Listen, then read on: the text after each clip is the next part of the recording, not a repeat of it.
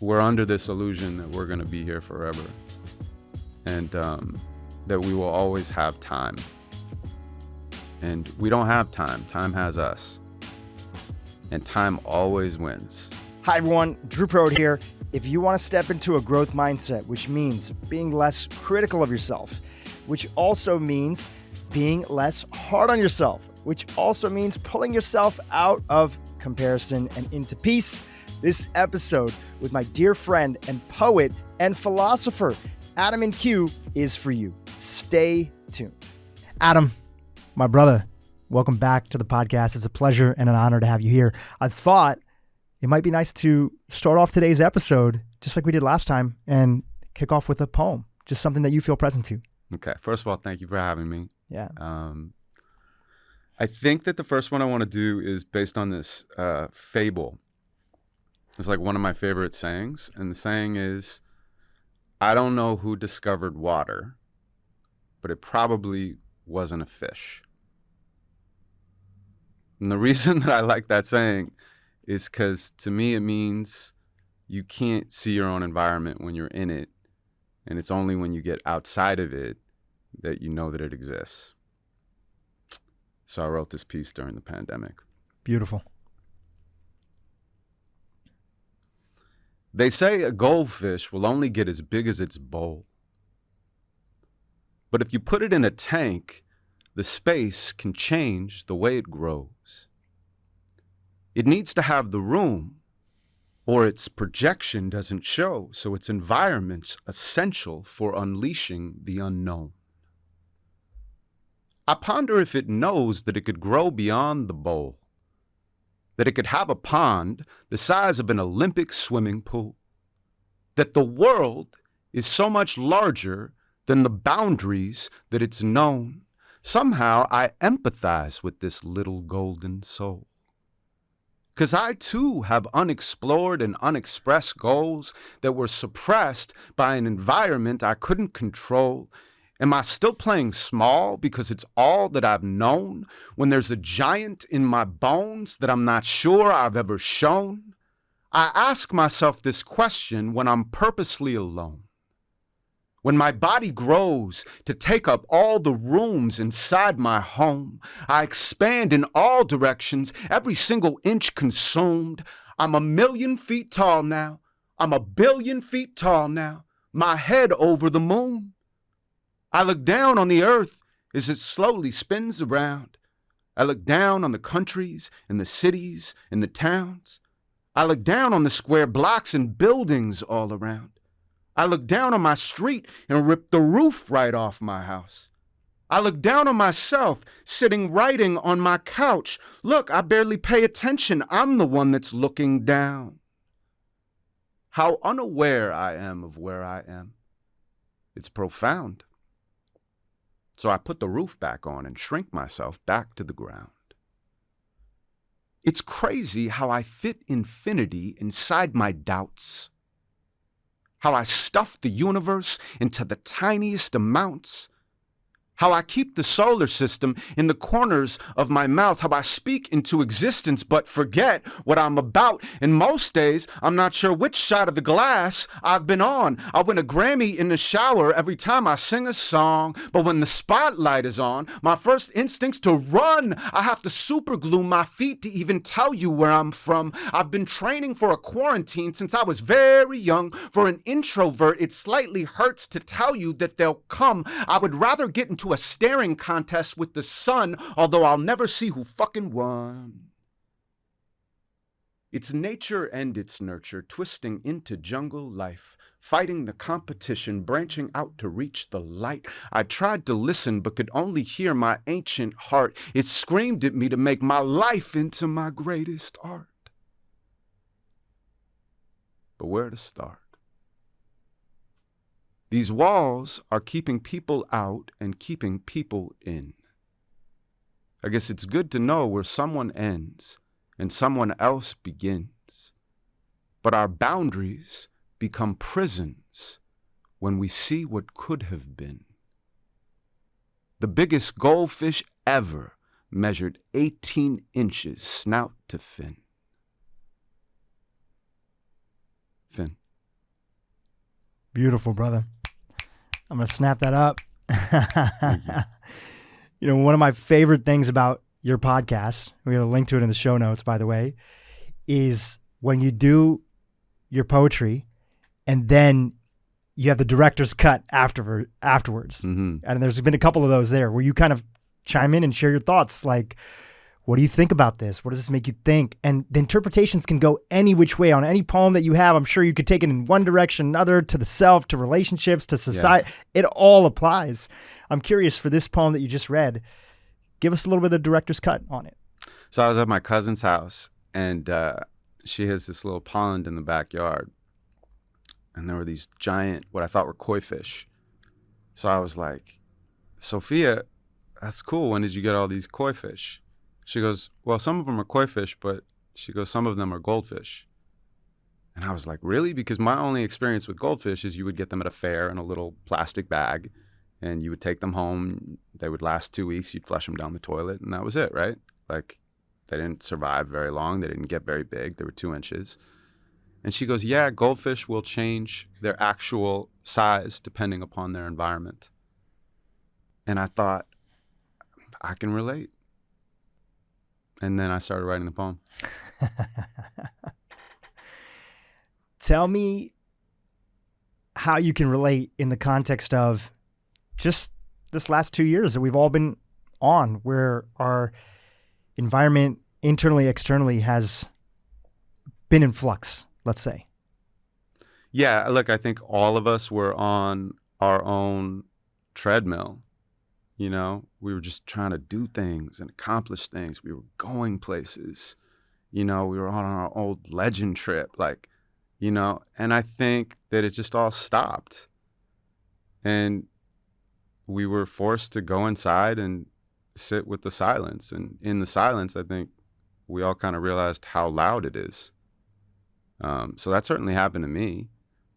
And I learned an enormous amount from that silence.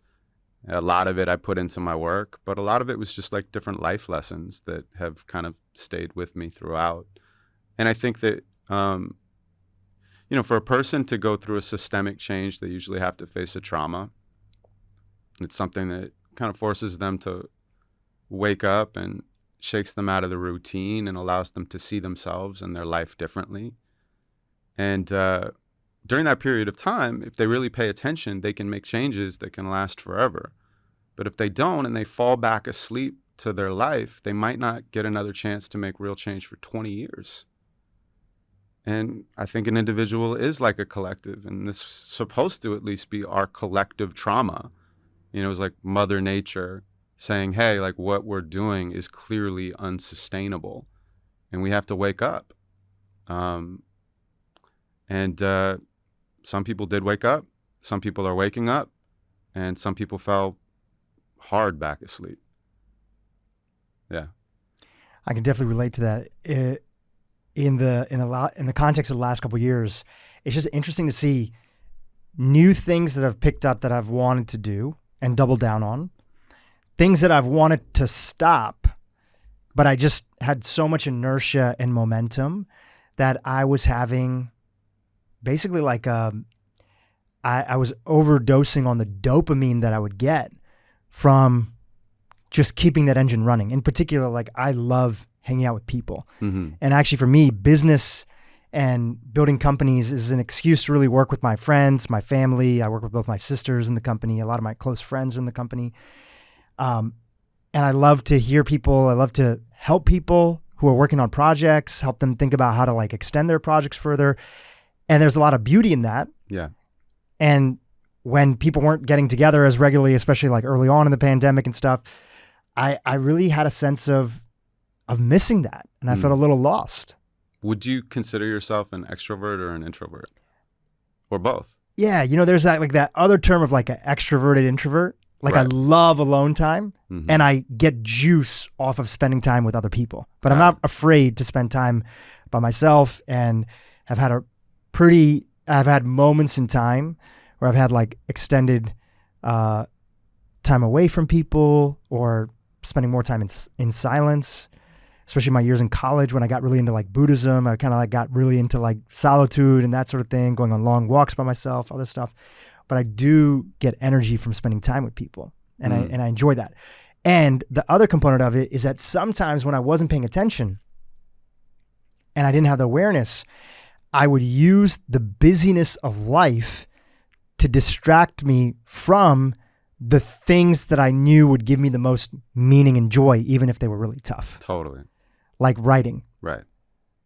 Like writing was always something that I enjoyed, but actually is like very difficult for me. Why do you think that is? I don't think it's supposed to be easy for anybody to put together original thoughts and ideas that reflect what they have to say. And I know everything is remixed. I'm not by any means saying, things are original that I'm sharing, but They're totally original. They're original from your viewpoint. Yes. Right? You are reinventing the wheel, but like, who the fuck only wants one wheel? Of course, we want totally different wheels and Yeah. other things like that. But I think writing should be a little bit tough. Mm-hmm. I remember this anecdote one time I heard from Stephen Pressfield, and I think he was saying this about one of the big writers that was out there. People were asking him, do you sit down and write when like at a set time every day, or do you sit down and write when you're inspired? Mm-hmm. He's like, oh, I only write when I'm inspired. Mm-hmm. But for me, that's 10 a.m. every morning. Right. And about an hour into it, the inspiration comes. He creates structure for his inspiration. Exactly. Yeah. Which I think is really smart to do. You can create structure for your inspiration if you want. You can also create an assignment for your inspiration. And then you can just pay attention to when your inspiration comes. I wrote something down this morning outside of my meditation. I came out of it, and this was the first thought. And it popped into my head when you were sharing what you were sharing right now. And it's finding who you are requires going outside of yourself. Discovering who you are requires going inside of yourself. Both are necessary. I believe that. Going back to what I was sharing about, there's nothing better than like a little mini deadline, a mini stressor, right? For a long time, especially in this world of wellness that I'm in, it was like minimize stress, avoid stress, other stuff. And then the last like 5 years or so, now it's the more sophisticated conversation. It's like, look, there's healthy stress. Exercising is you creating stress in your body. Going in a sauna and stressing your body out temporarily comes with these benefits. In that same way, doing creative pursuits, putting yourself out of your comfort zone. Even this weekend, I was on a little trip with my wife. How's that feel? Feels good to say. Good. And I got some questions for you because you also semi-recently married as well. It feels good for me to say too. No, I love it. When I first said my wife, it felt like a bit of like a straight jacket of tradition. But, now it's like, no, my wife. Yeah, my wife. It feels great. Yeah, it feels very beautiful. I was really into anonymous and random acts of kindness. And I had on the trip, you're saying? Just in my past history. Okay, got it. And so I had a lot of practice of either direct acts, anonymous acts of kindness, and other stuff. And I got a lot of joy out of it. And I had a really great teacher in this space. His name is Nipun Mehta. He started this organization called Service Space that's still active in the Bay Area. And he created these things that are called smile cards. Mm-hmm. And smile cards are basically these cards that you leave behind after doing an anonymous act of kindness. So it could be raking a neighbor's lawn where there's a bunch of like trees in front. You don't say who did it, and you just drop a little card. And I don't remember it verbatim, but it's paraphrasing here. It says, smile, you just got hit with an anonymous act of kindness, right? Blah, blah, blah, blah, blah. Pay it forward. Like simple sweet. card. Nothing on it, nothing about who's behind the organization. Just takes you to a website where there's other inspirational stories and things that you could do. So I used to do a lot of those back in the day. And in my relationship now, I was having conversation at dinner with my wife and talking to her about this. And she's like, you know what? I haven't really done a lot of this stuff. I was like, how fun would it be for us to do some of these things together? Some of them will be anonymous and some of them will be direct. And so we had set aside and said, let's keep a little budget every month for just like a gratitude budget. That's really cool, man. I love that. Something that we want to spend in a small, big way. It just doesn't matter. Yeah. Can be spontaneous. It can be an anonymous act. It could be a direct act, just something to practice. So this weekend, our waitress and / host at this restaurant that we were at, my wife really took a liking to her and just was like, she's just going above and beyond, and just like her kindness and gratitude and other stuff, especially in this context and space that a lot of businesses are struggling. They're understaffed and other things. And she was just really doing her best and taking care of a lot of different people that were there. Yeah. I was like, what if we did something nice for her? Just something small, right? Just something small.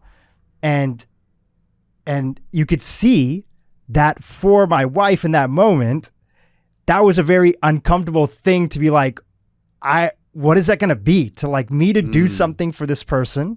And that time we kept it very basic. We had set aside a little bit of an extra amount for a tip, and my wife gave it to her directly. And she felt nervous. She felt excited. She said, what is this going to be like? And, a lot of things came up. How did it go?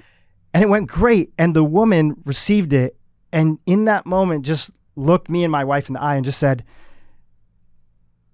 like, a deepest thank you.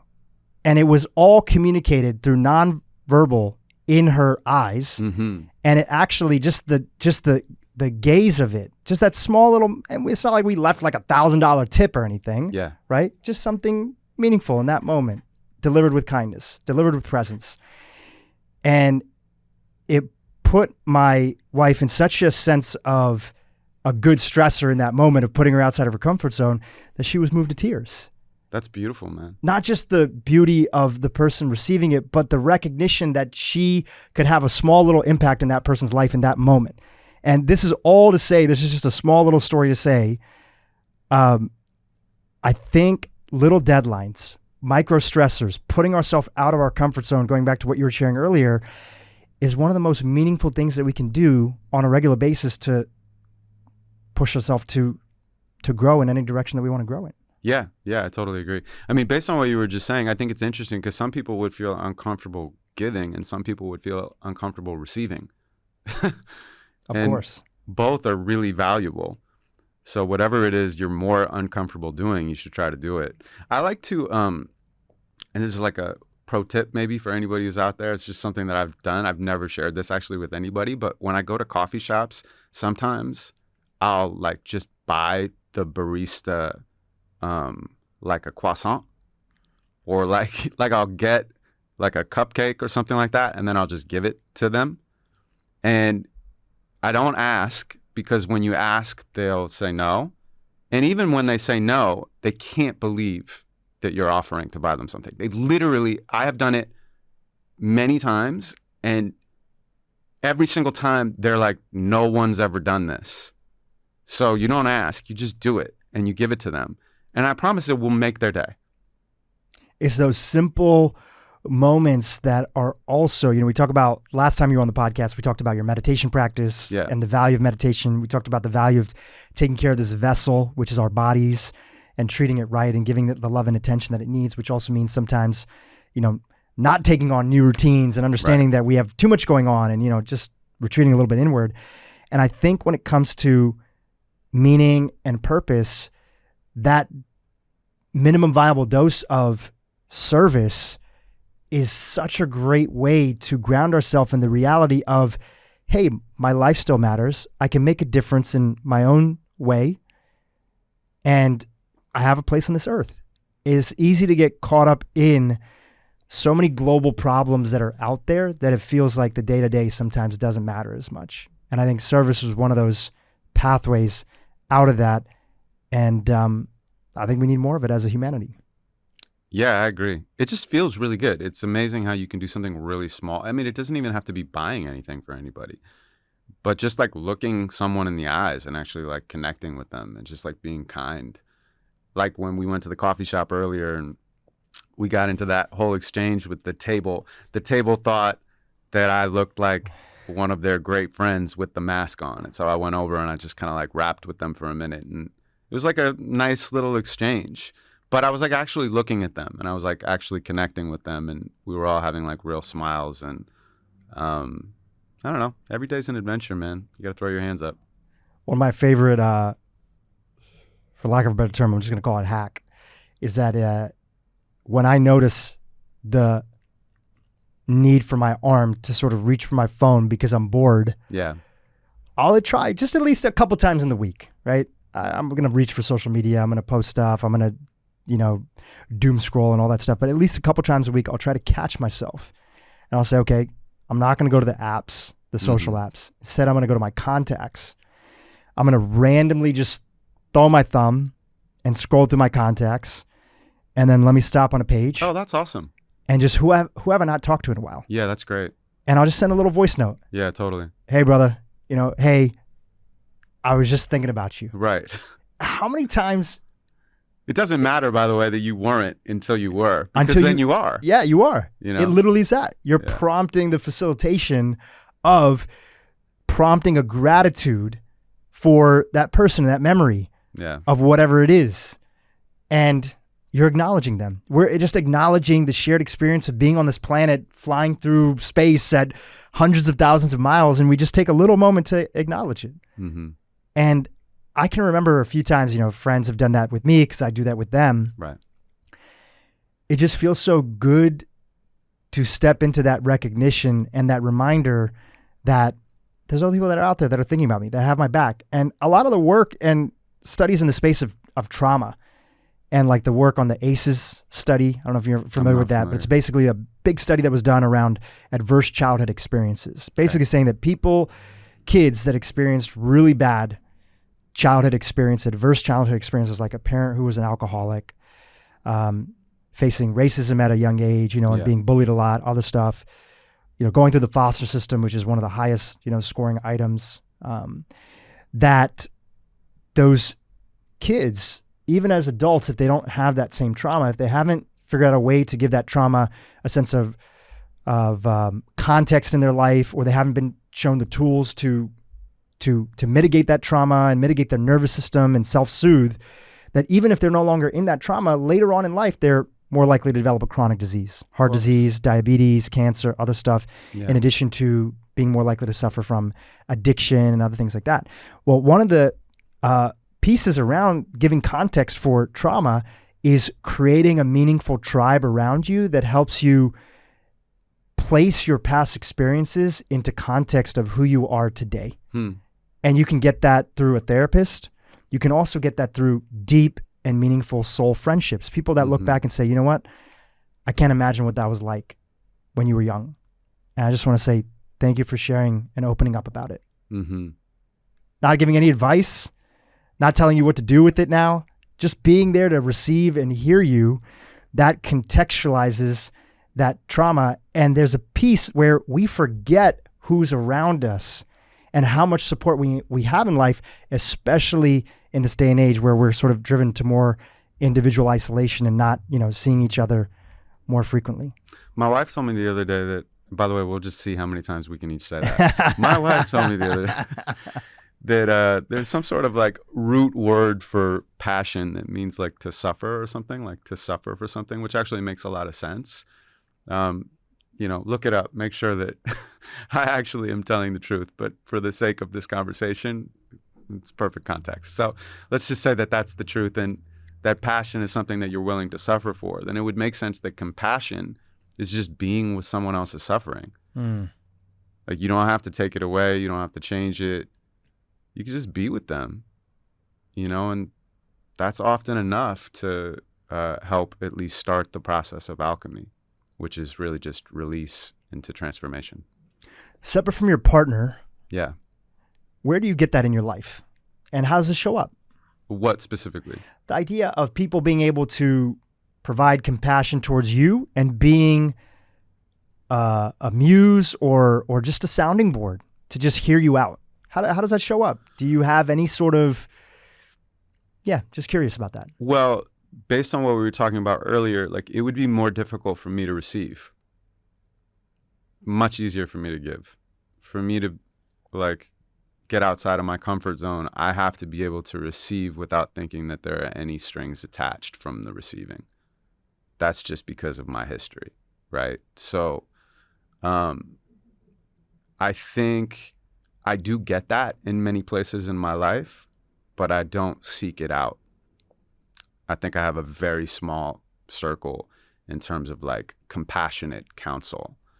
And I also am very aware that I want to be honest and authentic with myself about what I'm going through, but I don't want to play this old victim-y record that I have in my head. I mean, everybody has a certain record that is playing, and then they take it off and they're like, I don't want to listen to that. And then it starts to play again, and then they dance even when they hate the music. So I don't like that record, but I also know that I can't fight against it or it creates more, and I can't kill it. I have to integrate it and welcome it into my life. So I'm saying that to say I don't often talk about the things that I'm going through from that standpoint because I don't want to like give it power. But I do that with my partner. You know, I do that with close friends. And I also have just like different modalities from meditation or, you know, breathing work that I do or inner child work, just things to try to be compassionate to myself. Because ultimately, I think that's where it all starts, is loving the parts of yourself that you don't like and like really, truly celebrating them so that they can walk with you in life rather than behind you. You know, you mentioned your partner. We both use the word wife a couple of times, and in the context of this being a pretty big year for both of us. Yes. We both got married. And there's a poem that I was listening to your podcast in preparation of everything we were going through. And I was like, I don't think I saw this in the book. And I realized I think it was more recent. It was a more recent poem. Yeah. And there's so many layers to this poem, to the self, to the, I'm not going to go into my director's cut version of it. I'm going to ask you if it's okay. I would love you to read it. It's called What is Love?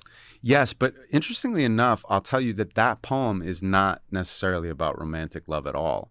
Yeah. And it wasn't written specifically with my wife or our relationship in mind.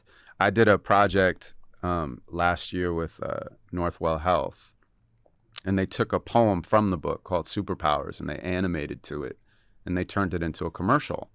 And the commercial was supposed to be a tribute to the doctors and the nurses who were the real superheroes during this period of time, and they played it all around New York. And as we were creating the project, there was an agency that was in between that was working on everything and trying to get the creative locked in. And we were on a call, and one of the guys was like, hey, you know, can I ask you something? And I said, yeah. And he said, the end of the poem is save the day with love. And he said, would you be open to possibly changing the last word? Because I think, you know, with everything that everyone's going through right now, I think love might be a little bit of a soft way to end it. And we want something that's more powerful. And I thought about it and I was like, well, no, I'm not going to change the last word. And I said, firstly, I'm not going to change it because the poem already exists and it is what it is. But secondly, I'm not going to change it because I don't view love as soft. I was like, I view love as hard. And I said, life is hard. And to love through life means you have to love harder. And they said, okay, we said our goodbyes. The project came out, but I hung up the phone and I literally started writing this piece. So I'm happy to do it with you, you know, and for you, but it's not specifically about romantic love. And that's also why I felt like the prompt was perfect for now, because we were just also talking about loving the parts of you that we all find sometimes hard to love, but are essential in the growth and understanding of who we are as human beings. Yeah. And then there's the externality of that, which is, what does it look like when we love everybody else that's out there, even when people have difference of ideas, opinions, context? Because to the self is to the external, and to the external is to the self. It's all meshed in. So I thought it'd be a perfect poem for the context. And thank you. I love the background story, you know, that you get a chance to go into. And I've seen you perform so many times. I've been to your live show, other stuff. I love to hear that background story. I literally think, like, when I was listening to your podcast, I was like, he should do Everybody has an opinion of what somebody else should do. I love it. Bring it on, bro. But take it as my excitement around your material. Yeah. I would listen to the same poem every weekday with your different interpretation of it afterwards. So literally Monday, Tuesday, Wednesday, Thursday, every weekday, it's the same poem. But now you take me down a different path. Sure. It's kind of like some of the greatest teachers that I've had in personal development and finances and other stuff. Like, have you ever heard this guy, Dave Ramsey? Mm-mm. He is a really big guy in the South, but he has a radio show that's all about personal finance. It's called The Dave Ramsey Show. Okay. And maybe different political views and other things like that. But like, and he's a very, he identifies as like a evangelical Christian and everything. And I just appreciate that that's, he is who he is. And that may not be my background or view of the world, but I've used his personal finance since like I was in college. And every day for the last 20 years, he's had a 3-hour show every single day. Wow. Where he literally answers the same questions again and again from callers who come in, because first of all, there's so many people that are struggling with their finances. Totally. But with every aspect of life, and people need help, and we can't hear, when you're into something, you can't hear the message enough to help you through. Right. So when you're going through a limited viewpoint where you think it's the other that's the problem, the other political side, or your partner, if they could finally change and get their act together, then everything would be okay. Or your parent, or your other component, or that. Right. Anytime you've given your power to the external world, you need that support on a regular basis. So I remember just listening to that, and I was like, every day I could listen to a different interpretation that you had on your poetry and find value on it. So just hear that as an endorsement on not just the poetry, but your own director's cut of what the poetry means for people. Well, I appreciate that, man. Thank you very much for saying that. I think repetition is certainly important in terms of learning something. And then interpretation is interesting. Usually I actually wouldn't even mention where a poem would come from before doing it, because I wouldn't want to define people's experience of it.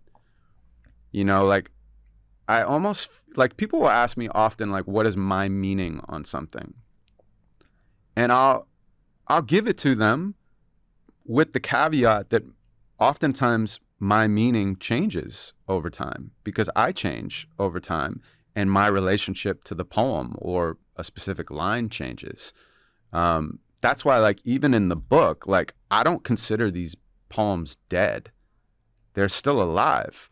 They are alive for the other people that read them, but they're also alive for me because I'm performing them all the time. They're living, breathing documents. And if I feel like, oh, I don't agree with this anymore, I'll change it. I'll edit it out. They're not stagnant. They're continuing to discover themselves. And so anyway, so I don't like to confine the audience to my interpretation of it. I like to have them have their own interpretation, even if it's wrong. Like, I did a show the other day and someone came up to me afterwards and she was like, I love this line that you said. And she like quoted the line back to me and it was the wrong line. And I said, what does that mean to you? And she gave her interpretation. It was the wrong line and it was not what my interpretation was. But I literally was like, that's what she needed to hear. That was perfect for her. So really, I'm just like, using the art form as a mirror for people to see themselves. Sometimes I like to even confuse people into their hearts, with the words. I think that's beautiful. And what it makes me feel is like they're all the interpretations and even the question that you sometimes ask at the end of an episode, they're all prompts. Right. They're all prompts for you to go inward. Right. And sometimes, especially when we're in the awe of art, the mind in a beautiful way is kind of still. Yeah. It's like watching a lava lamp. It's watching a lava lamp. It's just a little bit of floating, a little bit of existence, a little bit of just stillness in the awe of what's created, not just from the artist, but the recognition of this beauty that is just in front of you and all the layers that are there, like just the recognition of it all. And I also find that with some of the, you haven't done it with all the poems that you've covered in your podcast, but you've done it with a couple of them where you share sort of some of the potential meaning. I just see it as a different hat. It's like, hey, try on this hat Right, exactly. and see what you think about that, right? I'm not saying it's the right hat. I'm not saying it's the wrong hat. I'm not saying it's the hat that's right from you. I'm not even saying that you fucking like hats. Right. But it's just a hat to try on. And I find that very helpful for folks, including myself, who are stepping into questions and practicing inquiry, which I know is, your ultimate goal down the journey that you want to take people down. Well, I'll ask you what your interpretation is after the poem. Yes. And we'll take it from there. Perfect. Let's do it. Love is not soft, love is hard. Love is not smooth, love is scarred. Love is not perfect, love is flawed. Love is not quiet, love is loud.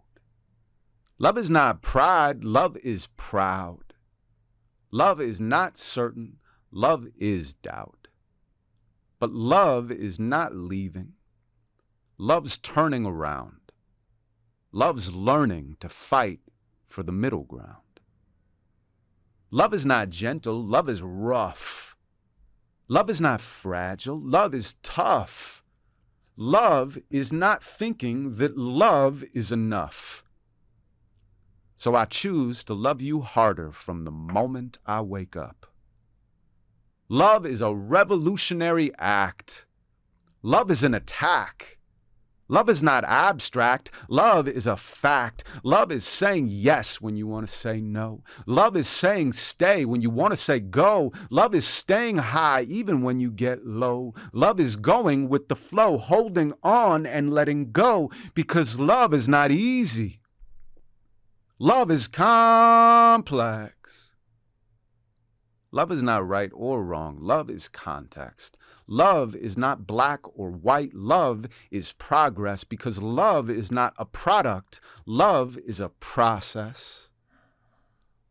So in the simple moments, when the chaos fades away, in the silence of the evening or the empty of your day, you'll remember what it feels like to give your heart away and think how lucky you have been to get to love someone this way, and how lucky you still are to get to love someone this way. It's a miracle to be alive. That's why I have to say, love is not a guarantee. It will come and it will leave.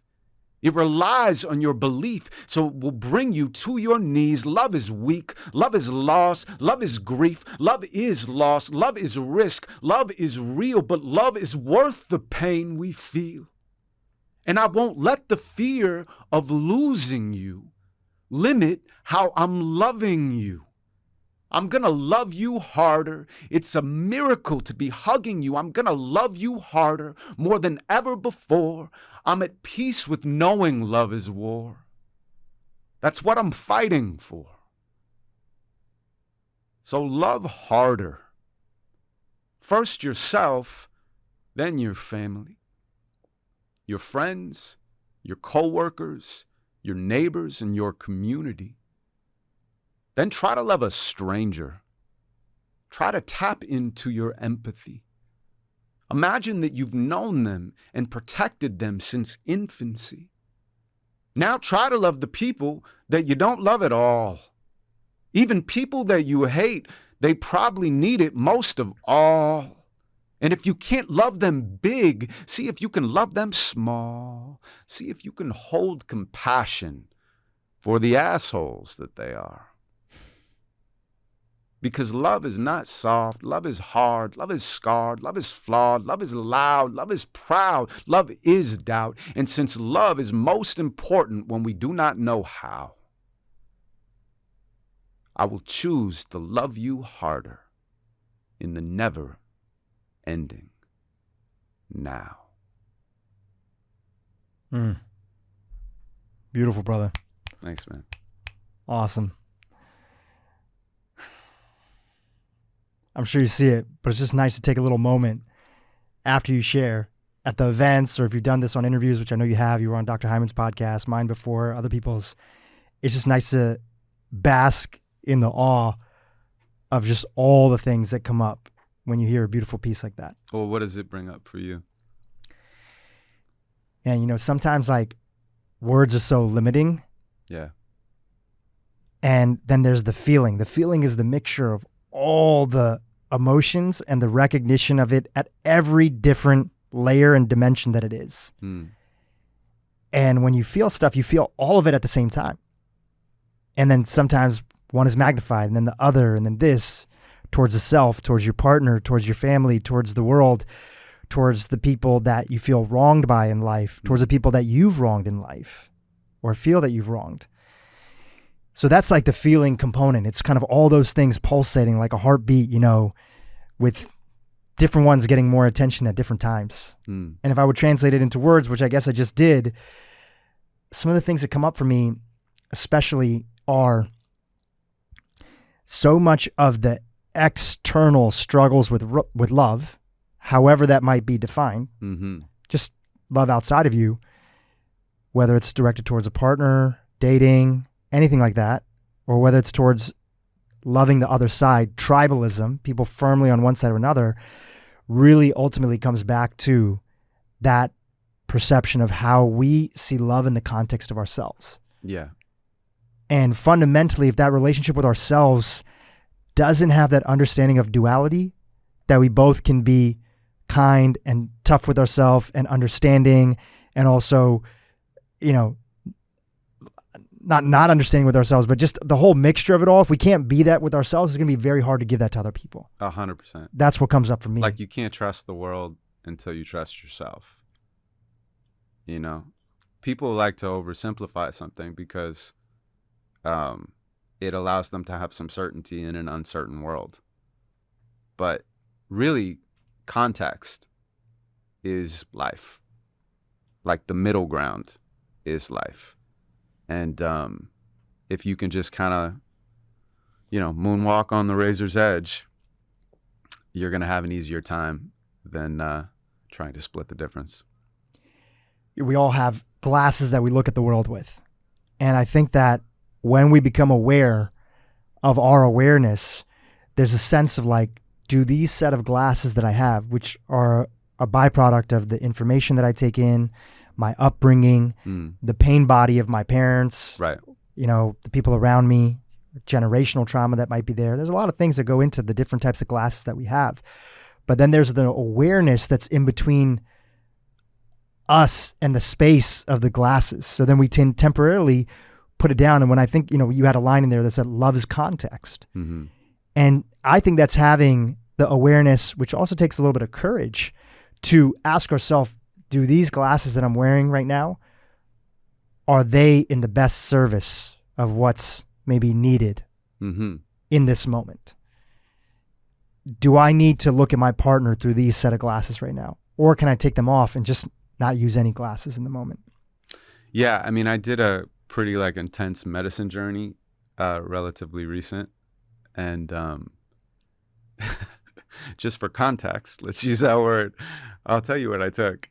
It was like guided with someone, but it was, you know, 2 hits of MDMA, and then I took 6 grams of mushrooms, which is a lot of fucking mushrooms. Yeah. Like, you know, I think like 4 grams is considered like a heroic Hero's dose. journey. right? Yeah. So I was, I was really, really high. And then I smoked DMT. This was like a 12-hour period. And at one point, and there was lots of different journeys within the journey, but at one point, I literally did not know who I was anymore. Like, I remember asking myself the question of, what is your name? And I could not answer.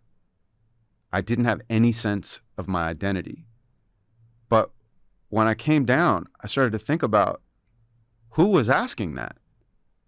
Because I didn't have an identity. I didn't know who I was. I didn't know what my name was, where I was from. But some part of me was asking the question. So what was that? All of these different glasses, man, are like, you know, programs. Some of them were given to us. Some of them were created because of our experiences. Some of them were conscious to. Some of them were unconscious to. But you can always take them off. You can always try on something else if you don't take them so seriously. You know, if you remember that they're just classes or programs. For me, one of the things that was super interesting is when I finally came down, it was like a rough landing. Like when my identity like came back into itself, I could hear the difference in my mind between the lyrics and the tune. You know, like some songs, like, you know, like the Friends songs, like the perfect example, like during the pandemic, like my wife and I, because she loves Friends, you know, she had a complicated childhood, and she loves watching things that just make her feel good. Yeah. It's just familiar. When she was like young, that's what she did. She watches the same stuff over and over again. So I literally watched 10 seasons of Friends, bro. Like, you know, and she likes listening to the beginning, the song. She never wants to, so she starts singing it, and then we sing it together. You know, it's like corny and fun. Yeah. And so as a lyricist, I've like literally remembered all the words, you know. No one told you life's gonna be this way. Job's a joke, you broke, your love life's the away. It's like you're always stuck in second gear when it hasn't been your day, week, your month, or even your year. But I'll be there for you. Yeah, I'm doing this. When the rain starts to pour, I'll be there for you. Like I've been there before, I'll be there for you, 'cause you're there for me too. You know, that. But then I started thinking about the lyrics on their own. You know, because I just drive around, I think about, so I'm literally like, these are the lyrics as a poem, okay? See, no one told you life was gonna be this way. Your job's a joke. You're broke. Your love life's DOA. Dead on arrival. It's like you're always stuck in second gear when it hasn't been your day, week, your month, or even your year.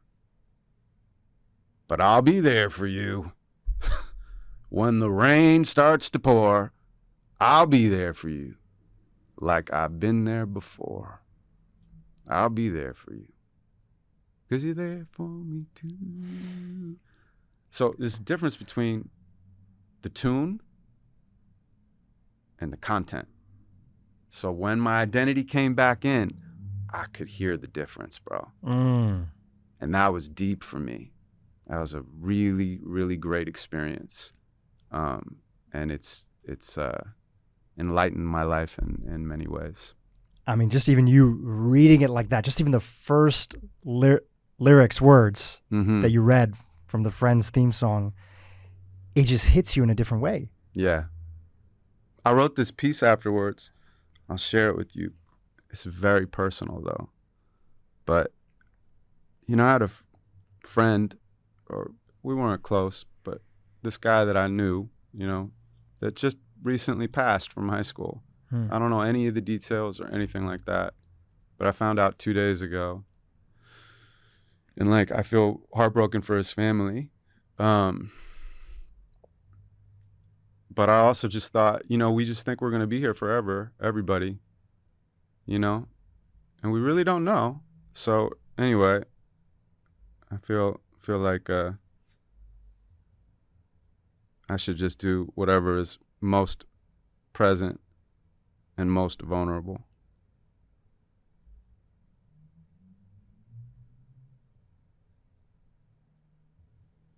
I gotta find this piece. Okay, this is what I wrote after the trip ended. When I met my inner child, I told him, I'm not trying to change you. I'm trying to liberate you. He didn't believe me. So I held the space for as long as it took.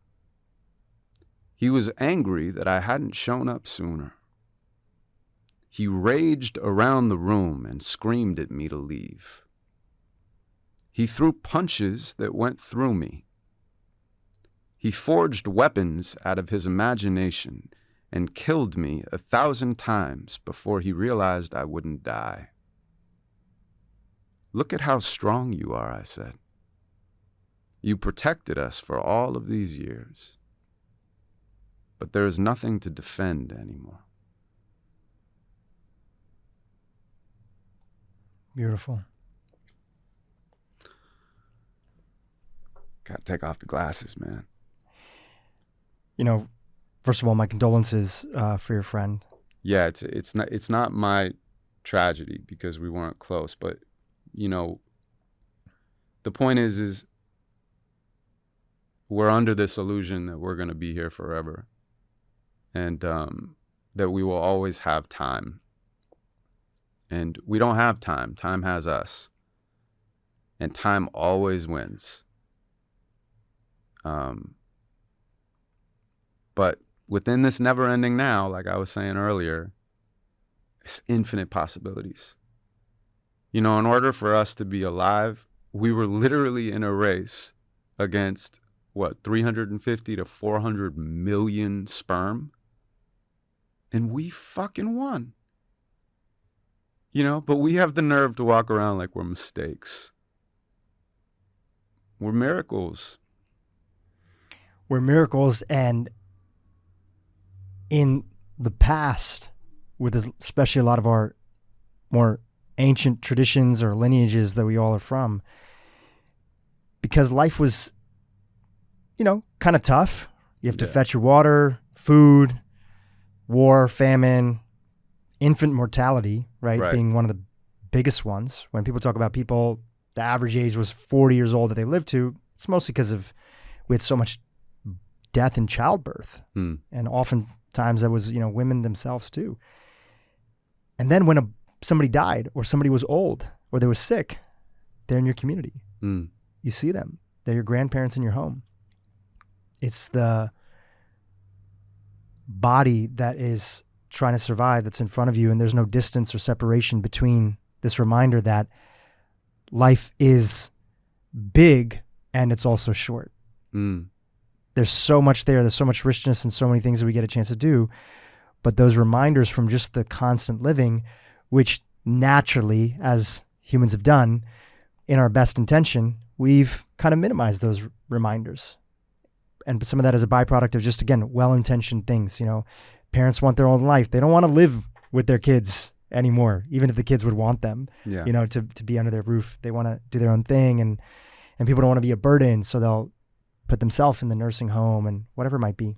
But in India, I remember my dad saying, and in Kenya, where I was born, people still, this is like within his generation, they would pass away, and when they passed away, you would carry their body, paraded through the streets, and the whole entire village would go to the you know, just outside the village, a little bit more rural. And in my culture, cremation is a primarily, you know, there's no burying in India really. And everybody would sit there and this witnessing, and you're there, and something that existed is now returned back to the ashes.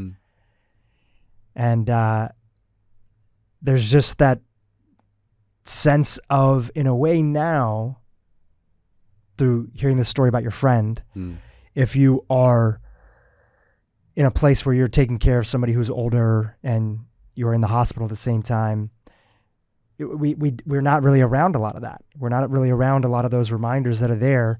And so it's easy to forget. It's easy to forget and to think that we will live forever. So in a way, we almost have to feel like, I think like we have to meditate on it or give it a little bit of attention. Otherwise, we end up giving attention to things that absolutely don't matter proportionately. We give energy to our problems that don't really exist in the context of this reminder that we're going to die. Yeah, I mean, ask yourself the question, who would you be without your problems? It's actually a really deep question, because for many people, their problems are their identity. So who would you be if your problems weren't your purpose? You know, what would interest you? I've been to Varanasi, and I've seen the cremations. I've been on the Ganges and watched, and it was one of the most beautiful and powerful and ugly and scary and inspiring experiences of my life. To watch how much belief, to feel the energy of, I don't even know, how many years have they been cremating in that one spot in Varanasi? I mean, At least, you have where the Buddha gave his first lecture right in that town of Varanasi. yeah. I mean, that's like 5,000, 6,000 years ago. Yeah. So think about all of that collective, energetic history, the power of all of that combined belief. Yeah, it was something that really stayed with me. I mean, being alive is the coolest fucking thing in the universe. Think about anything else you could be in the universe. Being alive is cooler. You know? If I had a minute left to live and I knew it for some reason, like I knew a bomb was going to come down and I couldn't call my wife, I would just sit there and I would breathe and I would look around. I would feel the weight of my body and I'd really see the vibrancy of all of these colors and shapes. I'd experience being separate, the wind on my skin, the taste in my mouth, the smell. Being alive is the coolest thing in the universe. And we just take it for granted all of the time. And as you said, we waste our energy on the silliest of things, me included. And then I catch myself and I go, I don't want to listen to that record anymore. It's like life is you wake up, you fall asleep, you wake up, you fall asleep, you wake up, you fall asleep. But hopefully on a long enough timeline, if you're working towards incremental and accumulative growth, you start to wake up longer. And when you fall asleep, it's only a quick cat nap. Eventually, I'd like to just be awake before I really fall asleep. For me, it feels like meditation is one step into practicing that presence, because you get that component of this is it. This is the now. This is what's here. And if we don't have those reminders, it's too easy for the inertia of life, even if you're a well-intentioned, positive human being and all the things that come along with that, the inertia and the momentum of life will trick you into thinking that there's a future and then there's a past and there's all this stuff that's there. And we live most of our lives in the future and the past. And we just need that reminder to bring us back to this moment and just see. Just to see. It's a palate cleanse. When I was really high, I had this image of a spiral staircase in a circle. And I was like, that image represented life to me. We think we're going up or down, but we're really just, moving in a circle in a circle. And how fun is that?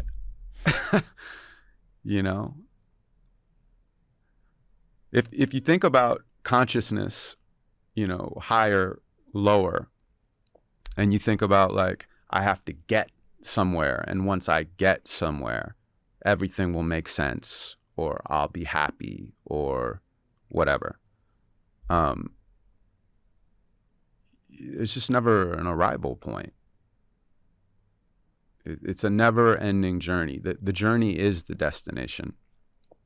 But the culture has reflected back to us that there is an arrival point, that we have to buy something, achieve something, be with someone, that at that point we will feel full. But it's just a bunch of empty calories ultimately. Only you really know what it is that lights you up. And a lot of the stuff that's out here, the over-consumerism, the over-consumption, is ways that distract you from your true voice. Like, the purpose of my life is the expression of my life. I was watching Dune the other night, and the guy was like, it was like a point where one of the guys goes, something to the effect of, life is not meant to be understood, it's meant to be experienced. And I was like, yes, exactly. The purpose of my life is the expression of my life. And the expression of my life is right now. I don't want to be so like concerned of not knowing that I'm always in fight or flight.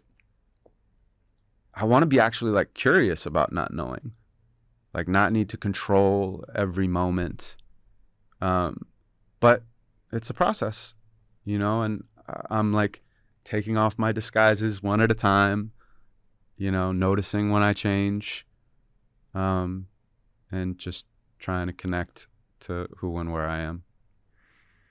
I love that term. It's a process, because it's a process and it's a practice, and we're all practicing it right now. For sure. We're doing the best that we can. And I think that if the person who's listening or watching this today can step into truly, you literally are doing the best you can with where you're at. Yeah.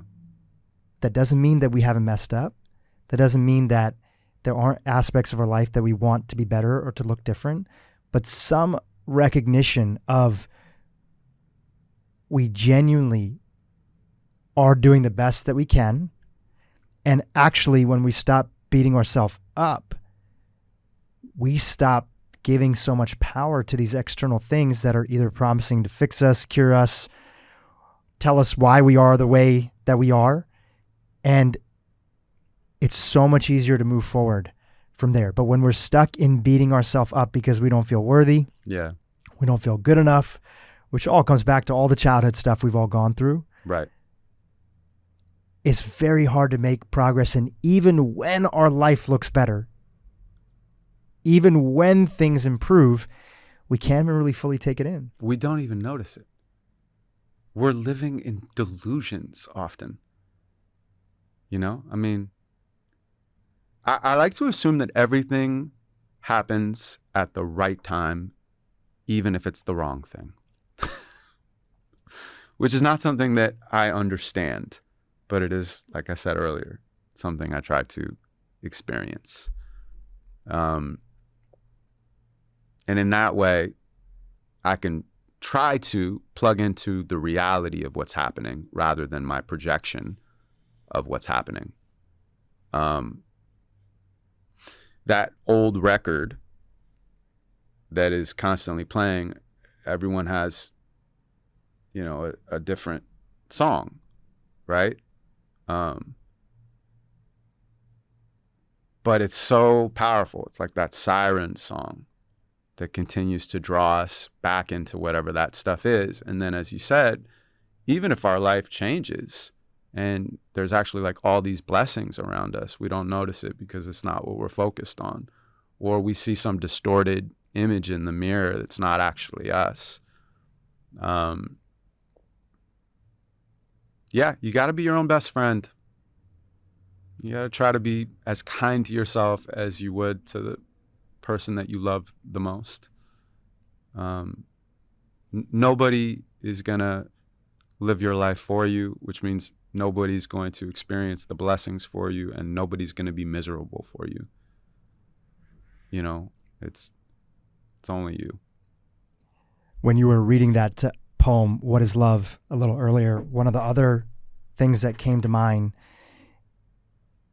I had an influential person in my life was a monk from the Jain tradition, which is this tradition that's from my mom's side in India.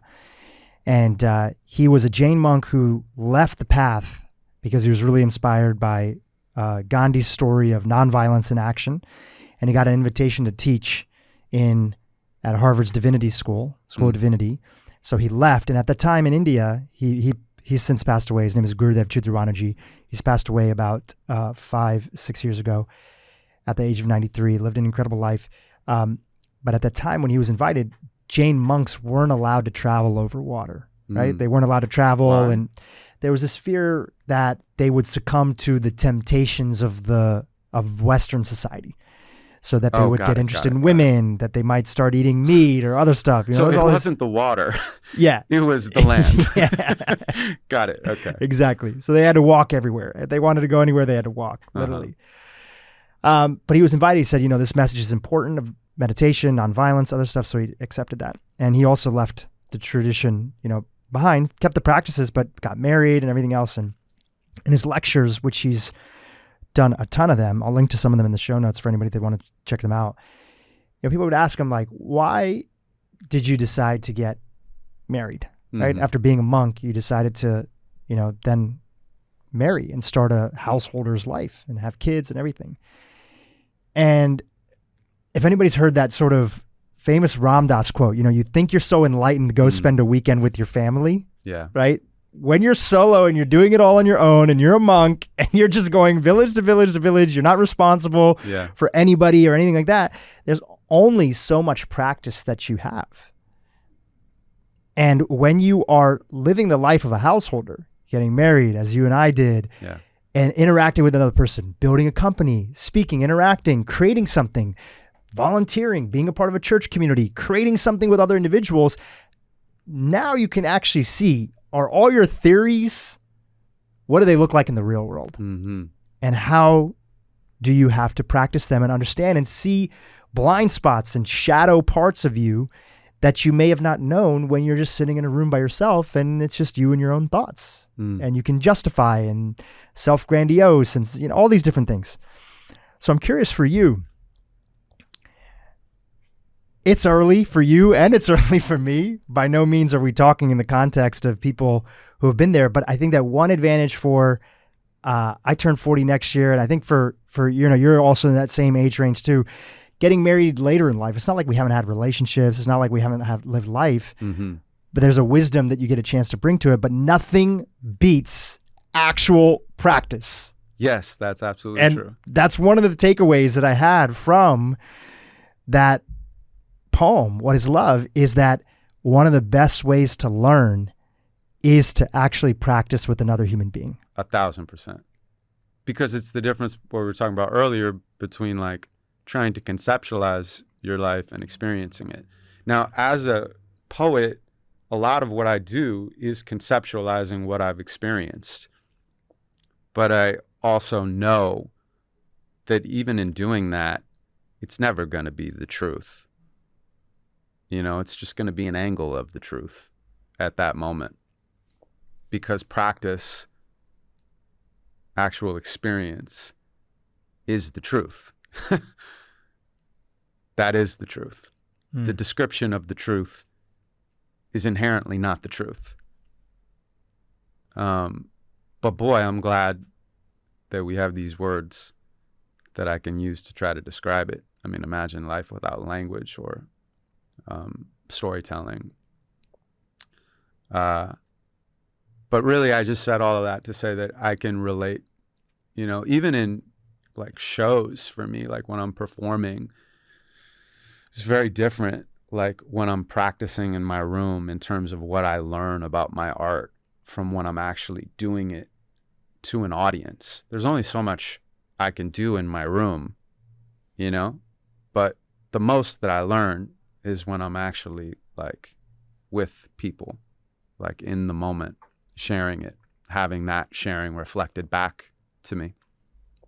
In terms of what you were talking about for romance, I'm so happy that I waited. I literally feel like I'm on cloud 9, not trying to say that everything is perfect, because I don't want to like put that out there for people either. I'm not trying to be like, oh, it's a perfect relationship and we never have issues or anything like that. I'm not saying that. And I'm not selling a fairy tale to anybody. But I'm with my fucking best friend. I am so connected to this person, and I don't think that we could have met at any other time. I just wouldn't have been ready. And a lot of my previous relationships I mean, they were so valuable, and I have so much respect and gratitude and appreciation, you know, for those women and our relationships. But like, I just kind of like look back now, and I'm like, a lot of the relationships that I had, at least at the beginning, you know, when you're falling in love, you ever see two people that like are like out at a restaurant or something, and they're like, you know, in love or whatever, and you're looking at them and they have the spiralized thing, but they're not really like seeing each other. They're like almost seeing this like projection bubble in the center. It's like, you know, you'll meet somebody and you're like dating and you like want to have a serious relationship. And so you take like, you know, 3 or 4 connection points that are real. Like, oh, they're beautiful. You know, they're intelligent. They like Seinfeld and Kendrick Lamar and, you know, whatever these things are. And then you fill them in with the rest. And the rest is that projection. And then you fall in love with this projection, and then time goes by and they don't live up to the projection, and then you resent them for your unexpressed expectations, you know? And that's when the relationship starts to fall apart. I was at a place when I met my wife where for whatever reason, neither one of us did that. And by the time we decided to take it seriously, we were seeing each other. And so we started to build on a solid foundation. And, you know, I'm very, very happy that I waited as long as I did. When we had our first date, she asked me basically like, you don't have any kids? I said, no. She goes, you've never been married? I said, no. And she was like, how old are you? I told her. She goes, what's wrong with you? And I literally refused to answer. I was like, and the reason I refused to answer is because I had kind of been asking myself the same question. And so I went, I don't feel like answering. And then it got kind of awkward. And the date ended not soon after, like it was like 10, 15 minutes after that. And we left. And both of us kind of thought that was going to be the last time we saw each other, even though we had a great date. We just didn't like see much of a future, I guess, at that point. And luckily I got another date. So when I finally asked her to marry me in the poem that I created to ask her, I answered the question. It was that on our first date, you asked me why I hadn't settled down. I refused to give an answer, but I have your answer now. I was always waiting for you. You're the reason that you asked. And so, like I said, there isn't another time and there isn't another person. And I know that I'm choosing her every day and she's choosing me every day, but I'm so grateful that I get to make that choice.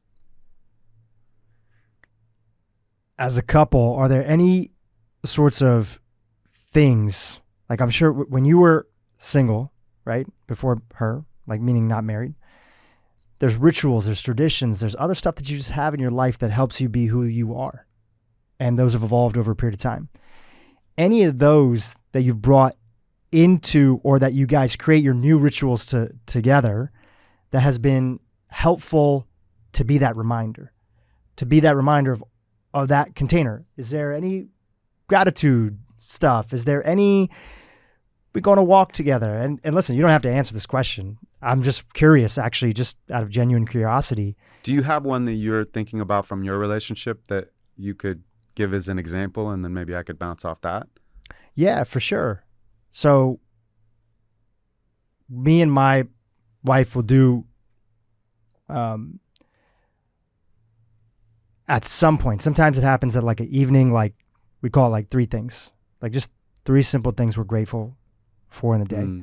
Or we have a weekly planning session, right, where we just talk about like the practicality of lives, and 2 people who are entrepreneurs with big families and having to be in a lot of different locations. And we'll sit there and we'll say, okay, before we go into what the rest of the world wants from us, we answer basically like 3 questions that came from this gratitude practice that I've taught on the podcast before. What's something that somebody did for us in the last couple of weeks or in the last couple of days, no matter how big or small? What's something that somebody did for us? Just anything, out of gratitude, out of anything like that. Something that somebody did for us. What's something tough that we went through, that we came out on the other end of it, no matter how big or small, that we're grateful for. Just something tough, whatever it was. Maybe a difficult interview, something you didn't think that was going to go that well, whatever. And the last one is just what's something that we did for somebody else, no matter how big or small. So just a prompt, nothing fancy. And there's weeks where we miss it, and then we get back on track the next week. Mm-hmm. But it's a reminder for us of just a sense of let's zoom out for a second. The other thing, I wrote about this on my Instagram, is that I know I have a lot of projections, and I know that those projections of who the other person should be or shouldn't be, or how my relationship should look or not look, I'm trying to catch them. And there's some that I don't even know about. So we found a really great therapist in LA. Mm-hmm. It's from the Gottman Institute. And we really resonated with him. And he was the one that kind of took us on a little bit of a premarital with each other. For sure. That's helpful. And really get on the same page about what are we not on the same page about, but where is that also okay? Right. And where is that not okay? If there are. And we went through a bunch of different aspects of life. Actually, Gottman Institute has this 52 deck of cards. Mm-hmm. It's called 52 Questions Before Marriage and Moving In. Cool. And we went through them together. You know, it took us a good 6 months, but we went through them together. So the gratitude, and at least, you know, monthly is what we're doing right now. We just meet with somebody external, third party, whatever it is, coach, therapist, somebody, to just talk about stuff. And we don't really have a lot to talk about. We've only been together, you know, for about 2 years. Right. But it's not about that. It's about, for us, is just talking in general, hearing each other. How do you argue and bring up stuff in a way that's actually helpful for the relationship? Are we practicing the basics? So those are just our thing. I'm not saying it's right for everybody else. I'm not even saying that it might change in the future. It's just something that we're doing right now. So those were some things that were important to me that we talked about. How do we want to bring that into the context of our relationship to remind us about the bigger picture, and also not try to change each other and recognize the individuality that brought us to each other in the first place. I love that. I mean, everything you said is great. We should use some of that stuff. We don't have practices like that. I mean, we've definitely gone to therapy before, and that I think was really helpful. I think her and I, we stay on the same page every day. And I don't know if that's something that we ever like express to each other as like important in the relationship, but we're both like communicators, and we had very different paths, but we can really relate to each other's story. And we also know that, you know, there's a difference between the story and who we are now in this moment. And so we can kind of like remind each other of that when we're like slipping back into the story. And we each have our own story, and then the relationship winds up having a story. And so you have to like continue to, you know, unveil into whatever the new moment is. And we have a lot of fun together. So I think those are really important to us, is having fun, laughing, you know, allowing ourselves to just take off our cool. You know, like the Andre 3000 song, like, I think it was on The Love Below. It's like, take off your cool. Have you heard that song? It's such a If I hear the lyrics, I might know it. Oh, it's such a great song, man. But is it basically like stop fronting? Yeah, well, just take off your cool, man. You know, it's like, yes, but not only fronting. I mean, because you have to kind of like have some sort of a front to navigate the world. The world is a wild place, you know. But like all the good stuff, I think, is when you take off your cool. So I feel like her and I do a great job of that. And on the other side of that, it's just a lot of fun. And, you know, being there for each other and not judging each other through the difficult times. Like really kind of like supporting each other, loving each other unconditionally. Yeah, so I don't know if that answered your question. I guess we don't have any like specific practices. And I think what you said is really actually quite inspiring because I'd love to have a little bit more structure around thinking about gratitude and stuff like that as just a person and also as a couple. It's so easy for things to happen that are so incredible and then you just almost forget that they happen. So just putting your attention on them for a moment. You know, there's this idea of like, if I was to give you a gift and you received the gift and you were like, oh, this is cool, thanks, man, but it's not exactly what I wanted. You know, I kind of wanted this other thing, you know, but this is really nice that you gave this to me. Thank you very much. Well, I might be like, okay, like, I'm not going to give this person another gift. You know what I mean? And I think it's reasonable to assume that the universe is exactly the same way. I don't know that it's reasonable to assume that it has like a consciousness around it or that it has a judgment around it or that it has a decision around it. But it is reasonable to assume that it has an energy, that we're all like kind of vibrating energy and, you know, you tend to match up with whatever the frequency is out there. Like I remember I used to be angry all the time. I used to have like a lot of anger issues in my 20s. And I would like walk into a bar, man, and whatever my vibration was at would always match up with the other person who was angry. I would like be looking for it because that's where I was. And so then I would notice it and then they would notice that I was noticing it. And then you would just start to have that thing. Now I walk in, I don't even notice when people are upset. I notice when there's a danger.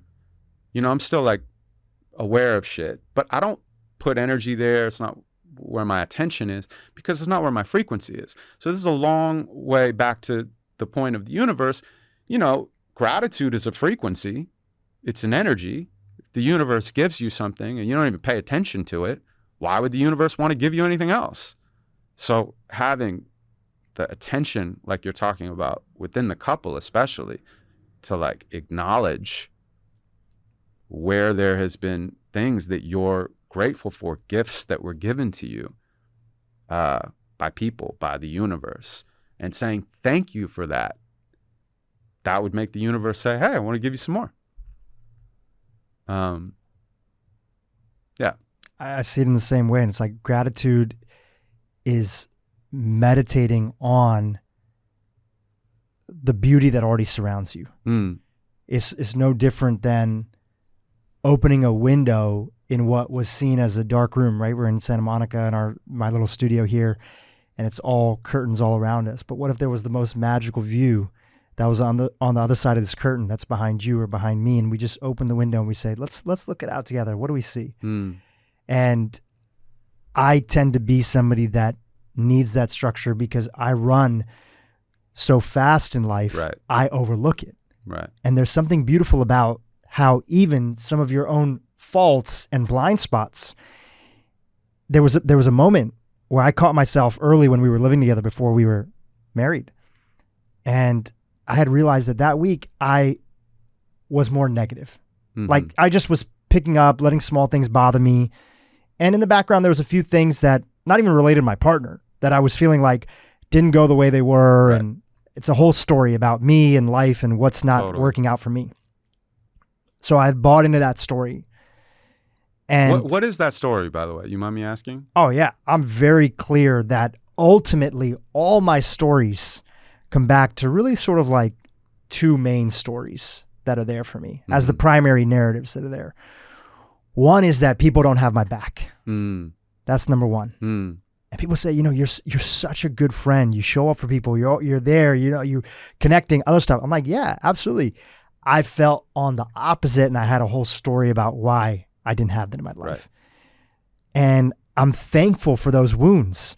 I'm thankful for not fitting in when I was younger, for moving around a lot and feeling like I didn't have friends, for moving around a lot and feeling like I hated school. I'm thankful for all those unique experiences, you know, whether it was being bullied or whatever, that led me to have this viewpoint in life where I think like, how can I make a difference in somebody else's life? Now, when I was younger, I would let that turn into people pleasing. Right. And I would so go beyond my boundaries and take on stuff and volunteer and do all these other things that I would drive myself into burnout. Right. And I burned out a lot when I was young, simply because I was trying to get love by people pleasing. Right. And it's like an addict who never gets enough. And that was definitely a big part of my story. So let me put a pin in that, because it's almost like what you were talking about earlier, you know, in terms of your wife got emotional in the giving, you know, because it was a little bit out of her comfort zone to do it for some random person, like, you know, that she had never met in a context that she wasn't used to. And for you, you know, someone not having your back, or the community not having your back, or whatever, is that story. So it's interesting to create experiences that give you the opportunity to have the opposite in a way that is purposely uncomfortable for you. And in doing that, that's the exercise to rewrite the story and to create specific structure around it. I'm talking to you about your story, but as I'm talking to you about your story, I'm thinking about my own. Like, how could I create structure, like an exercise around that for myself? You know? Which goes back to the thing that you opened up with, which is receiving has been challenging. Yes. Right? Yes. Receiving has been challenging. Same on my end. So what was the other story? Sorry, I didn't mean to cut you off. Well, actually, a little bit more about that is that, please. To me, receiving, which is the, you know, a sense of sitting in the fact that somebody wants to do something for you, no matter how big or small, could even be a compliment. Right. I equated receiving in the past to some sense of being vulnerable and not in a good way. Mm-hmm. That's the viewpoint that I had. Right. Because if you have a sense of receiving, is that going to be linked to expectation? Is that going to be linked to a sense of you are getting your hopes up and being let down? Mm-hmm. Which all comes back to pain. Mm-hmm. Right? Avoidance of pain. Yeah. Of pain. Multiple situations when I was younger, feeling like I had my hopes up and a pain came from that expectation not being met. Right. And it's amazing how everybody around you can see it, even though sometimes you can't see it. So my whole family and my friends, my close group of guy friends that I have here, we go hiking every most Thursdays in the morning. Mm-hmm. Hiking is a generous term, you know, it could be go a walk or whatever. It's an hour, it's LA, it's in the morning, you know, we try to get in whatever we can at the beach or Will Rogers or whatever. And my guy friends know, like, I'm going to be the person that's not going to ask for anything. So after I got married, you know, they had planned this elaborate sort of gathering to celebrate me and the union of me and my partner. And they were like, we literally have to like be super stealth about this whole thing, because if he gets a whiff of this happening, right, he's going to want to shut it down or say like, no, don't worry about it or whatever, or like, let me be involved in the planning of it. And they completely surprised me. Beautiful. And it felt good. And I've been working on stepping into receiving and just even a compliment, just something, and just sitting there. And it's like, where is this making me feel uncomfortable? And can I just love that part of me that's there?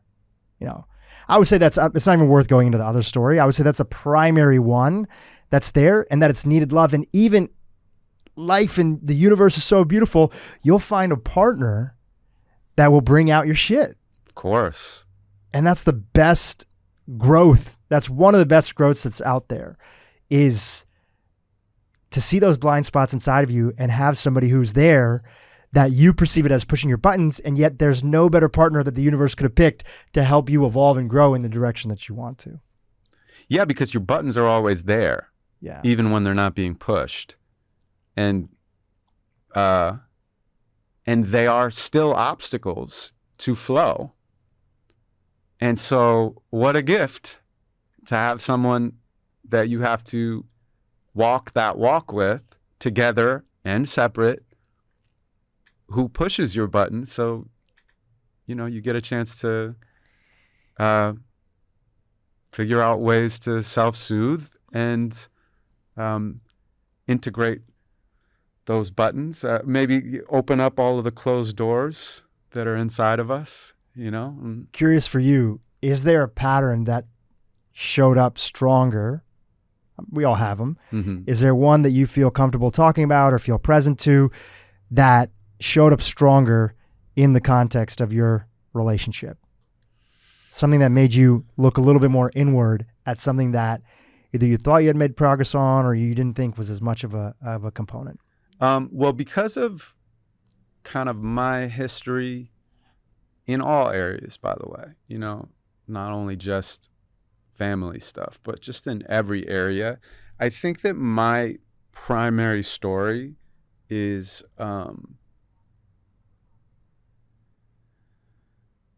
that I have to change who I am in order to be loved, and I have to change who I am in order to love. And those are different things, actually. Like I have to be a certain person in order to be loved. And also, the only way that I can love someone is to love them in the way that they need. And that I never will be able to accomplish either one of those things. So it's like what's that Linkin Park song? Like I tried so hard and got so far, but in the end, it doesn't even matter. Like that song, unfortunately, resonates with me. Mm. And, we know what happened with the lead singer. So, that song represents a kernel of truth for many people. And for me, there's this inherent dissatisfaction that no matter how I try to change myself in order to be loved or to love people, that it in the end, it'll never be enough, which means that I'll never be enough. But the thing is, life isn't about figuring out who you are. It's about discovering who you are. And so I've been working on that story a lot. It's shown up in the relationship. It's shown up outside of the relationship. It's always shown up in some way. And ultimately, I'm just working on loving myself first, and then loving other people in the way that I want to love them, whether or not they can see it or feel it. And yeah.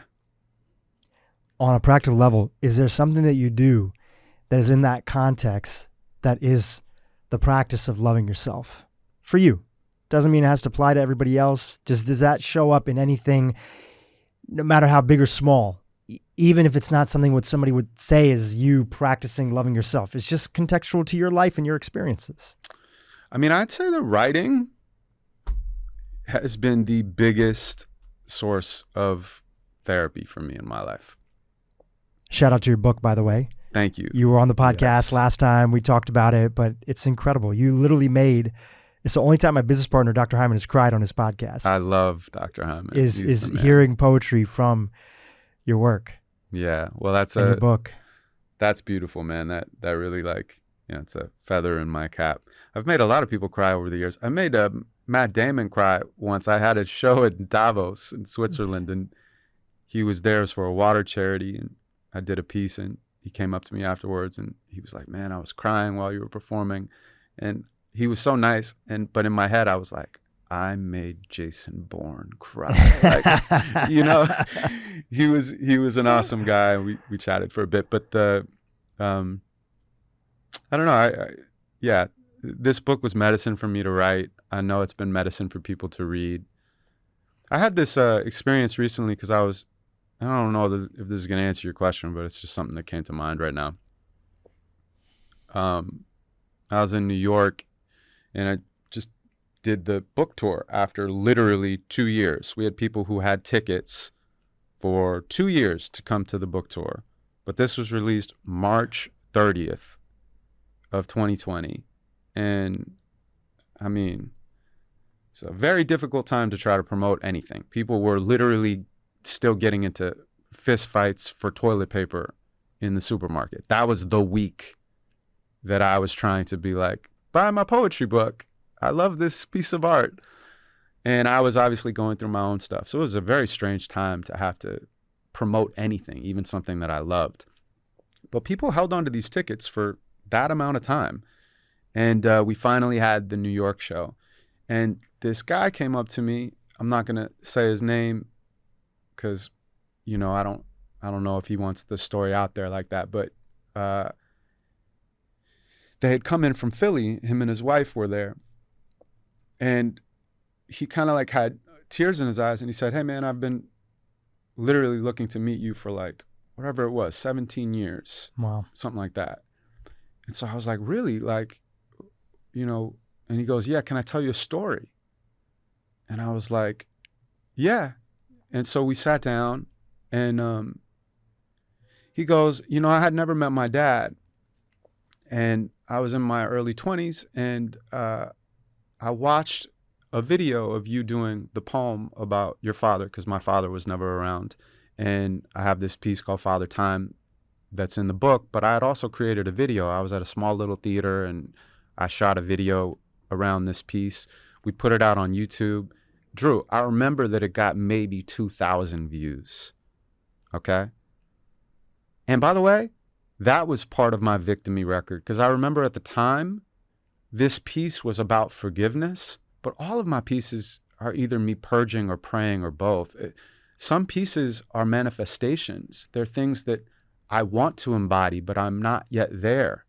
And the piece is a roadmap for me to get there.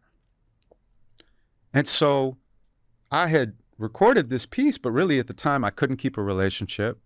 You know, I was broke, didn't know how to monetize my poetry. I had like substance things that were going on at the time. There was a lot of stuff that I wasn't proud of. I had a lot of darkness. I had insomnia, you know. Anyway, this dude doesn't know any of that. He watches the video that only got the 2,000 views that I went, see, only 2,000 people. You know, I made this video, nothing ever matters, nothing, you know, that fucking voice. This dude saw it. He got so inspired. He goes, I'm going to find my dad. So he does research, finds out his dad's in the military,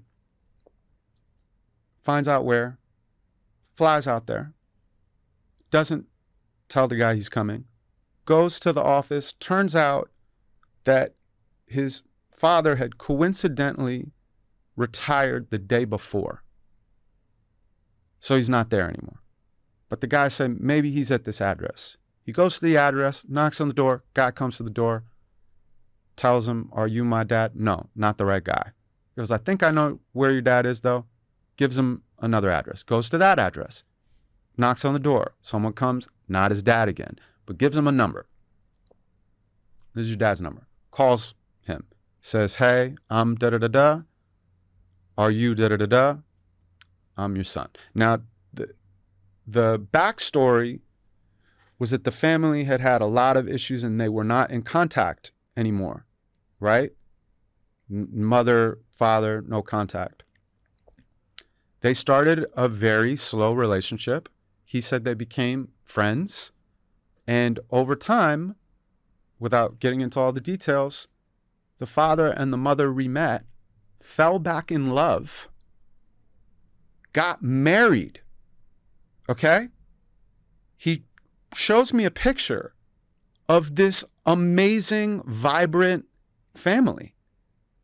You know, he's like, his two kids now know their grandfather. His father and mother are in a great, amazing relationship. He's best friends with his dad now, talks to him every single day. His siblings, they're all there smiling. And he goes, it was all because of the inspiration of your poem. So I like connected with him. I gave him a big hug. We took pictures, you know, we're in contact now. We've been emailing back and forth. But dude, what was so crazy to me is that I thought nothing had happened. So whenever that piece was, 17 years ago, 16, I don't know, it was a long time ago. I remember going, nobody watched, you know, dancing to the music, right? But just because I thought nothing had happened, it didn't mean that it wasn't happening. All this time, something that I created that was not something that I could yet embody was something that he embodied before me. And he changed something in reality that changed other things in reality for people that he loves. And it just goes to show you, man, you know, what you say matters to yourself and to other people. You know, the difference between the content and the tune in your head. What you say matters. And you can say something that you think is random to somebody. You can buy someone a croissant, and it can be a seed that you plant in their mind that grows into a tree that you never find out becomes a forest. You know, so poetry has been my biggest therapy personally. And it's not only something that I love to share with other people from what I create, but I love when other people create for themselves. You know, what we were talking about earlier in terms of like writing is hard. Yeah, it can be. Some of the hardest poems for me to create were some of the best poems for me to create. But also some of the easiest poems for me were some of the best poems. You know, so pay attention. Pay attention to when you're inspired. Pay attention to when you're moved. Pay attention to when you're pissed off, and create something with it. You know, it's so much easier to destroy than it is to create. But creating something, to use the Gladiator term, echoes in eternity. And part of that destruction is also criticism.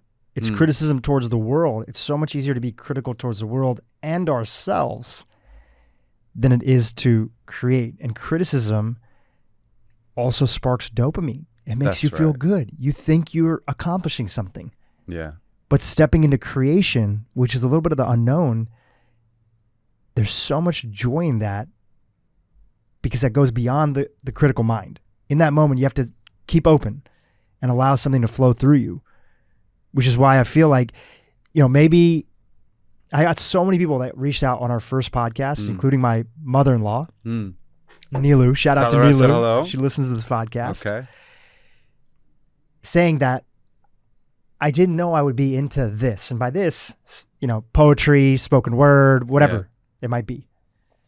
But the instantaneous recognition that that art is a reflection of their own art, whatever they do. In her case, she's painting, makes jewelry and other things. In other cases, for people, it's going to be their art is being a great dad. Yeah, that's right. Being a great mom. Being a good uncle. Somebody's art is showing up at work and doing a good job and enjoying the team that they work with and being the one that is usually has some positivity to bring to what could be challenging work.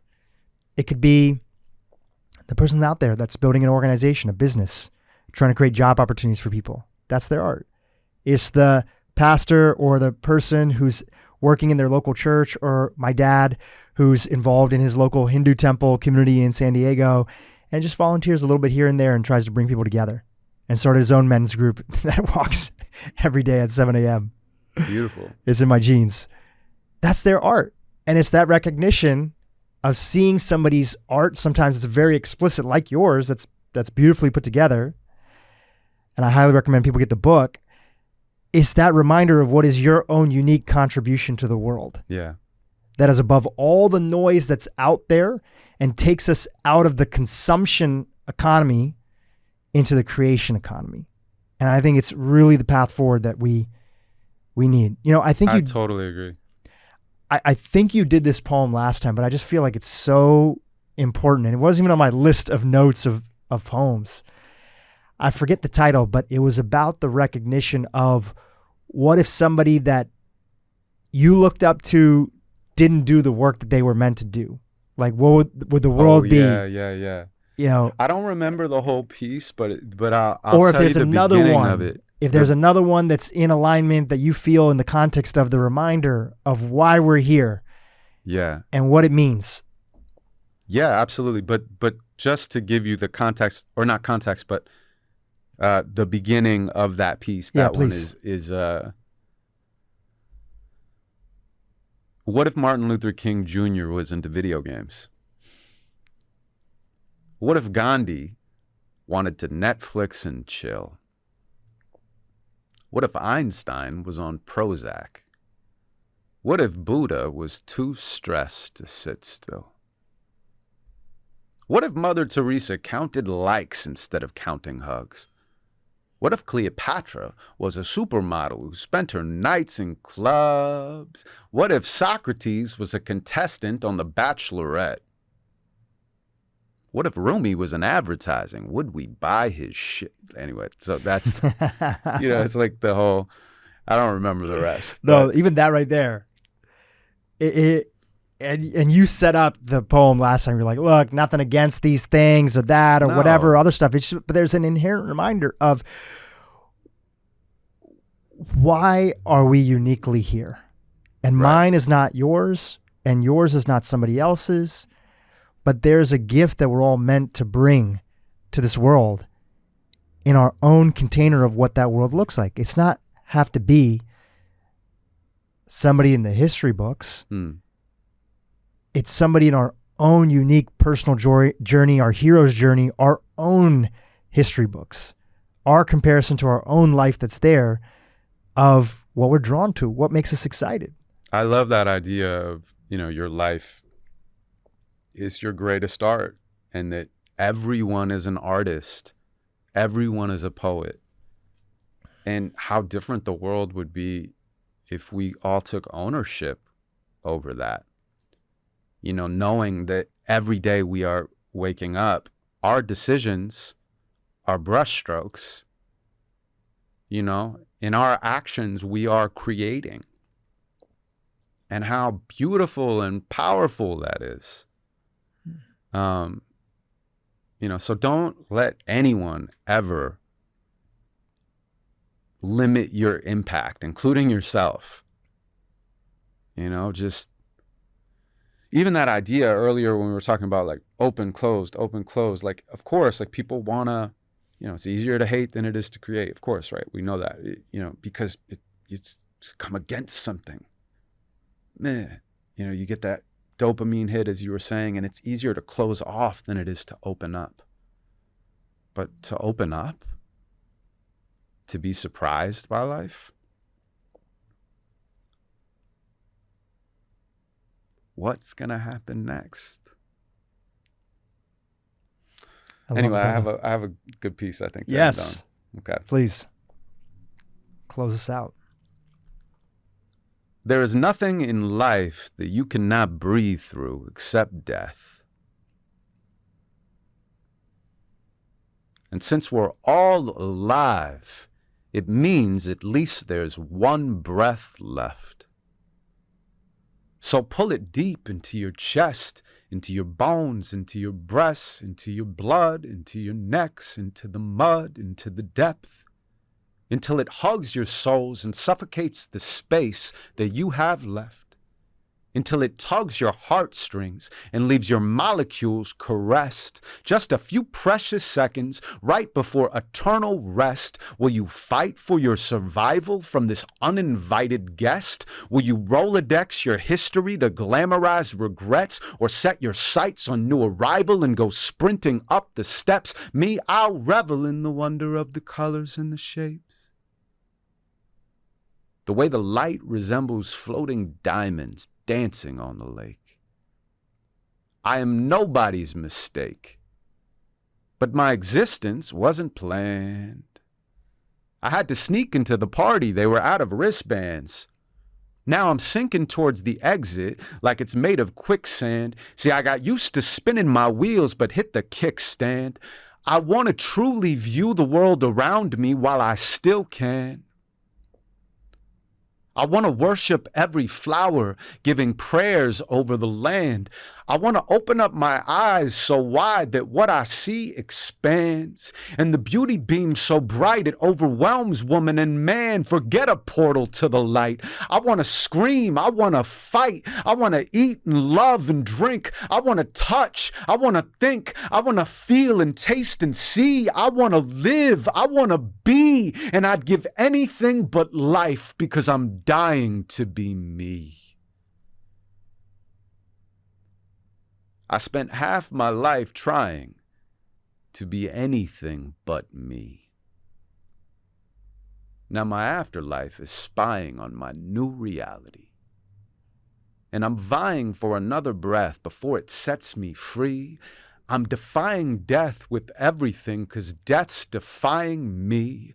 I will rant, I will rave, I will spit, I will rage. I'll go barefoot on the sun or swim a sea of razor blades. I will grow, I will age, I will slow, I will fade. I'll sleep on hot coals or juggle chainsaws and live grenades. And though I know I'll never give up, in the end I'll give way. I'm sure there's someone else with something more important to say. But until then, I'm living each and every fucking day. So when I take a breath, I do it like I swear I'm here to stay.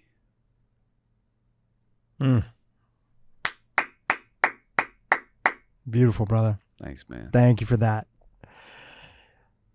The book is out there in the world. You can find it in the show notes. Inquire within. Any couple things you want to say about the book and it's being out there in the world and people consuming it. Any additional bonus stuff. I think you've been doing writing workshops as well as an extension off of that. Just give you an opportunity to talk about anything in your ecosystem. Yeah, I mean, the book is one of the main things, and you can get it, of course, on Amazon or at any retailer. You can also get the audiobook. We were nominated for an audio award. So that was like a nice little thing. That's beautiful. That nice came out little, of nowhere. Because that's people's favorite is when the author themselves reads it. Is that what it is? It's you reading it? Yeah, it's me reading the poetry. And a lot of people get the book and they love it. And then a lot of people get the audiobook and they love it. And then a lot of people get both and they've been reading them together. I've actually had people reach out and say that they've taken mushroom trips and listened to the whole audiobook straight through, which was, I imagine, pretty overwhelming, but hopefully also inspirational. And yeah, so that's certainly one thing. We also have like an Amazon special of me doing live at the Ace Theater that's up on Amazon Prime, so people can check that out. Yeah, it was a beautiful show. I was there in person. Yeah, man, that was so awesome, man. Just thinking back on that. And that, of course, we were talking about time before the podcast even started and how elastic it is, especially since the pandemic. And man, that feels like 10 years ago. It does. So much has happened. But I love that we captured that and have that as a memory that people can continue to consume over and over again in whatever time they're in. So that's out there. And then, yeah, I also do public shows. I do corporate shows. I do corporate workshops. I do public workshops. And I just love being with people and sharing the poetry and asking people to go a bit deeper and asking myself to do the same. Well, it's why when I made a list, I was chatting with my team a few months ago and they're like, okay, great. We need a next round of people that you want to invite. So what are a bunch of lists of names of new people that you want to bring on the show? And I said, you know what? I want to first, before we do that, I really want to take a step back. It's been a couple of years now since the podcast. Crazy. It's been a lot of fun. I have an incredible community. Thank you guys all so much for listening. I said, I want to go back to a few people and I don't even know if they have anything to promote or I don't even know if I have anything set aside that I want to do, but I just know that if I have a conversation with them, it's going to be great. Yeah. And before I was coming here, I had a few poems that I'd listed that I wanted you to perform. But normally I'm sitting down, anybody who knows me, I have like a whole list of show notes and other stuff. And I do regularly listen to your podcast, not in preparation of this, but you were at the top of the list of just, he's in LA. We have this connection. I've seen you perform so many times. Your work means so much to me. I love your book. I love all of our conversations. I just know just us getting together is going to be a beautiful conversation that's going to add richness and value to people's life and they can eavesdrop on the things that we have to share. So I want to extend that gratitude to you for being the human being that you are. And I don't even know how many years we've known each other now and through the whole world of Summit, constantly bringing us together. Yeah. And I just want to say that I appreciate the duality that you bring to life, the expression, the vulnerability, the openness, and for putting your work out there in a way that's constantly has a self-reflection of asking people, would you be of benefit to potentially putting one of your viewpoints of the world down just momentarily, just trying it for a little bit of time? And how does that feel? Then you get to decide where to go from there. And that's what your work means to me. I know it means that to a lot of other people. So I just want to honor you and say that I'm grateful for you as a human being and a friend. Thank you, man. I really appreciate that. I felt so uncomfortable receiving all of that. I really did. And, you know, I would just say the same thing back at you, literally, you know, without making you too uncomfortable. Ditto.